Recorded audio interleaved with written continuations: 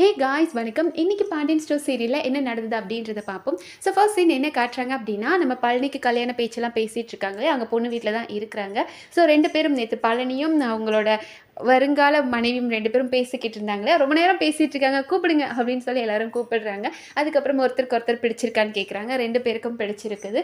சரி, எப்போ நம்ம நிச்சயம் வைக்கலாம் அப்படின்னா, அடுத்த ஞாயிற்றுக்கிழமை நிச்சயம் வைக்கலாம் அப்படின்னு பொண்ணு வீட்டில் முடிவு பண்ணிட்டாங்க. ஸோ நிச்சயம் அன்னைக்கு வந்துட்டு இனி கல்யாண தேதியும் ஃபிக்ஸ் பண்ணிடுவோம் அப்படின்னு பேசி சுமூகமாக முடிச்சுட்டாங்க. ஒரே வெக்கம் நம்ம பழனிக்கு. பழனியை பார்த்தா நமக்கு வெக்கம் வருது. அந்த அளவுக்கு அவர் ரொம்ப சந்தோஷத்தில் இருக்காரு. அண்ட் அடுத்த சீனில் என்ன காட்டுறாங்க அப்படின்னா, இங்கே முத்துவேல் சக்திவேல் ஃபேமிலியை தான் காட்டுறாங்க. ஸோ எல்லாரும் டின்னர் சாப்பிட்றதுக்காக வெயிட் பண்ணிட்டு இருக்காங்க. அப்போ நம்மளோட அம்மாவை பார்த்தோம்னா, முத்துவேலோட அம்மாவை பார்த்தோம்னா சாப்பிடாம அப்படியே சோகமாக உட்காந்துட்டு இருக்காங்க. ஸோ முத்துவேல் கேட்குறாரு, அம்மா ஏன் இவ்வளோ சோகமாக இருக்காங்க? அம்மாவுக்கு பிடிச்சது எதாவது சமைச்சு வச்சிருக்கலாம் தானே அப்படின்ற ஒன்றும் தெரியாத மாதிரியே கேட்குறாரு. அப்போ இவங்க நம்ம மாதிரி இருந்துட்டு எல்லாம் நாங்கள் பிடிச்சதை தான் செஞ்சுருக்கோமாம்மா அப்படின் போது, பிடிச்சது செஞ்சோம் அப்புறம் ஏமா நீ சாப்பிடாம இருக்க அப்படின்னு முத்துவேல் கேட்கும்போது சக்திவேல் கேட்குறாரு, என்னென்ன தெரியாத அவங்களுக்கு? அங்கே பழனிக்கு பொண்ணு பார்க்க போயிருக்காங்க. பொண்ணு வீட்டுக்காரங்க என்ன சொன்னாங்களோன்னு அம்மா கவலையில் தான் சாப்பிடாம இருக்காங்க. அங்கே என்ன நடந்திருக்கும்? பொண்ணு வீட்டுக்காரங்க கேட்டிருப்பாங்க.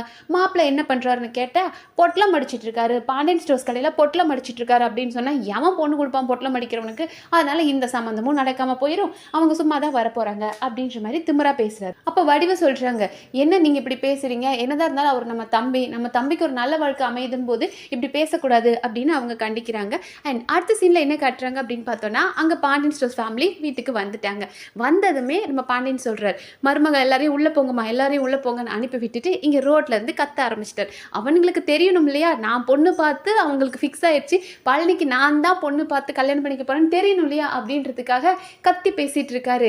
ஏ கோமதி, நம்ம தம்பிக்கு வேற இவனுக்கு நம்மளோட பழனிக்கு வேற கல்யாணம் முடிவாயிடுச்சு, வர ஞாயிற்றுக்கிழமை நிச்சயம் பண்ணுறோம், அன்றைக்கே கல்யாணம் என்னைக்குன்றதை ஃபிக்ஸ் பண்ணிடுவோம், யாராவது வரணும் அப்படின்னா விருப்பப்படுறவங்க கல்யாணத்துக்கு வரட்டும், மொய்யெல்லாம் எதுவும் செய்ய வேண்டாம், 2 பேர் சாப்பிட்டு போகிறாங்க அவ்வளோதானே, வந்து தாராளமாக சாப்பிட்டுட்டு போகட்டும், எனக்கு தான் என் மச்சான் மேலே உரிமை இருக்குது, என் மச்சானுக்கு பொண்ணு பார்த்து கல்யாணம் பண்ணி வைக்கிற உரிமை எனக்கு இருக்குது. நிறைய பேர் கேட்டானுங்க இல்லையா, யாரா நீ யாரா என் தம்பிக்கு பொண்ணு பார்க்குறதுக்கு, உன்னாலாம் ஒன்றும் கிழிக்க முடியாதுன்னு சொன்னானுங்க இல்லையா, ஆனால் நான் பண்ணி காமிச்சிட்டேன், என் மச்சானுக்கு பொண்ணை பார்த்தாச்சு, கல்யாணத்தையும் ஜாம்னு பண்ண போகிறேன், என் பசங்க கல்யாணத்தை எப்படி பண்ணணும் அதே அளவுக்கு கிராண்டாக என் மச்சான் கல்யாணத்தையும் பண்ண போகிறேன் அப்படின்னு வெளியிருந்து கத்திட்டு இருக்காரு. இங்கே கோமதி பழனி எல்லாம் இங்கே சும்மா இருங்க, நீங்கள் பொண்ணும் பேசாமல் இருங்க அப்படின்றாங்க. அண்ட் பழனி சொல்கிறாரு, மச்சான் சும்மா இருங்க மச்சான், நான் வேணா நாளைக்கு போய் எங்கள் வீட்டில் நானே சொல்லிக்கிறேன், நீங்கள் எதுவும் சொல்லாமல் இருங்க அப்படின்னு போது, டேய் சும்மா இருறா, அவனுங்களும் தெரிஞ்சுக்கணும்ல, இருறா அப்படின்னு சொல்லிட்டு இவர் வெளியே இருந்து கத்திட்டு இருக்கிறாரு. ஸோ அது அவனுங்களுக்கு கேட்குது. அப்படியே நம்ம Muthuvel okay he's normal, but சக்திவேல்லாம் ஐயோ இவன் பார்த்து பொண்ணு அமைஞ்சிருச்சா, அவனுக்கு பழனிக்கு கல்யாணம் நடக்க போதா, நம்ம தம்பிக்கு கல்யாணம் நடக்க போகுது, இவ்வளோ காலம் கழிச்சு கல்யாணம் ஆக போகுதுன்ற சந்தோஷம் இல்லை, பாண்டியன் பார்த்து ஒரு கல்யாணத்தை பண்ணி வைக்க போகிறானே அப்படின்ற கோபத்தில் இவன் பார்த்து கல்யாணம் ஆக போதா அப்படின்ற வருத்தத்தில் இருக்காங்க. அண்ட் அடுத்த சீனில் என்ன காட்டுறாங்க அப்படின்னா, நம்ம ராஜி மீனாவை தான் காட்டுறாங்க. ஸோ 2 பேரும் உட்காந்து பேசிகிட்டு இருக்காங்க.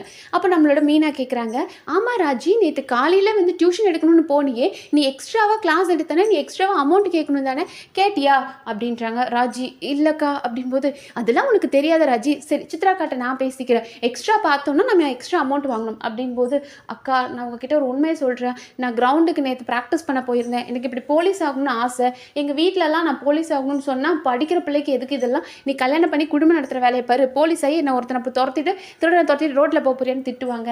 ஆனால் கதிர் தான் நான் சொன்ன உடனே நீ கண்டிப்பாக போலீஸ் ஆகணும், உன் ஆசையை நீ நிறைவேற்றணும் அப்படின்னு சொன்னான் போது, ஓ கதை அப்படி போகுதா, அவனே உன்னை கூட்டிகிட்டு போகிறானா கிரவுண்டுக்கு, சூப்பர் அப்படியே லவ் ஸ்டார்ட் ஆயிடுச்சு போல இருக்கே அப்படின்ற மாதிரி மீனா கிண்டல் பண்ண ஆரம்பிச்சிட்டாங்க. ராஜின்ட்டு அக்கா இதுக்கு தான் நான் உங்ககிட்ட எதையுமே சொல்கிறதில்ல, லவ் எல்லாம் கிடையாது, என் ஃபீலிங்ஸை அவன் புரிஞ்சுக்கிறான் அவ்வளவுதான் அப்படின் போது, சரி நீ நடத்து அப்படின்னு இவங்க கிண்டல் பண்ணதும், போங்கக்கா அப்படின்னு சொல்லி அவங்க எந்திரிச்சு போயிடுறாங்க. அண்ட் அடுத்த நாள் காலையில் மறுபடியும் இவங்க ப்ராக்டிஸ்க்கு கிரவுண்டில் போய் ப்ராக்டிஸ் பண்ணிட்டு இருக்காங்க. ஸோ ஸ்டாப் வாட்ச் வாங்கி வச்சிருக்காரு, ஷூ போட்டுட்டு எல்லாம் கிளம்பி அவங்க அந்த ஒரு ரவுண்டை எவ்வளோ செகண்ட்ஸில் முடிக்கிறாங்க அப்படின்ற மாதிரி அவர் கால்குலேட் பண்ணிட்டு இருக்காரு. ஸோ இவங்க 2 பேரும் பேசிகிட்டு இருக்காங்க. அப்போ நம்மளோட ராஜி கேட்குறாங்க, டே இந்த ஸ்டாப் வாட்ச்லாம் நீ எங்கேருந்து வாங்கினா, உனக்கு யார் கொடுத்தாங்க அப்படின் போது, என் ஃப்ரெண்டு கொடுத்தான் அப்படின்னு அந்த கதையை பற்றி பேசிகிட்டு இருக்காங்க. இவங்க 2 பேரும் இங்கே கிரவுண்டில் பேசிகிட்டு இருக்க டைமில் அதே நேரத்துக்கு அவங்க மாறி அண்ட் வடிவு 2 பேரும் பேரும் காலையிலே கோவில் போயிட்டு வராங்களாம். ஏன்னா காலையில வந்துட்டு ஏதோ ஒரு நல்ல விசேஷம். ஸோ கோவிலுக்கு போயிட்டு வந்தா, நம்ம கரெக்ட்டா இந்த காலையில டைம்ல போயிட்டு வந்தோம்னா, நமக்கு நல்லா இருக்கு. சாமிய பார்க்க கரெக்ட்டான டைமா இருக்கு. மத்த நேரம்லாம் கூட்டமா இருக்கும். வீட்ல இருந்தும் போக கஷ்டம். இந்த டைம் கரெக்ட்டா இருக்கு அப்படின்னு சொல்லிட்டு போயிட்டு வரும்போது, கிரவுண்ட்ல பார்த்தா இவங்க 2 பேரும் சிரிச்சு பேசிட்டு இருக்கிறத மாறி பார்த்துடுறாங்க.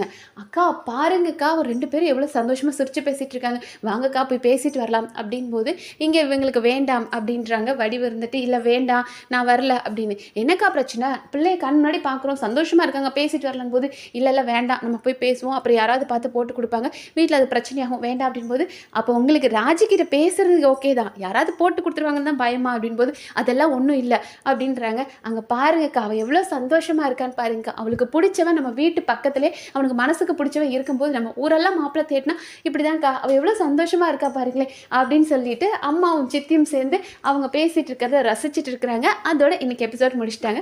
ஸோ பாப்போம் நாளைக்கு எபிசோட்ல என்னெல்லாம் இன்ட்ரெஸ்டிங்கா நடக்குது அப்படின்றத அடுத்தடுத்த வீடியோல பார்க்கலாம். நன்றி.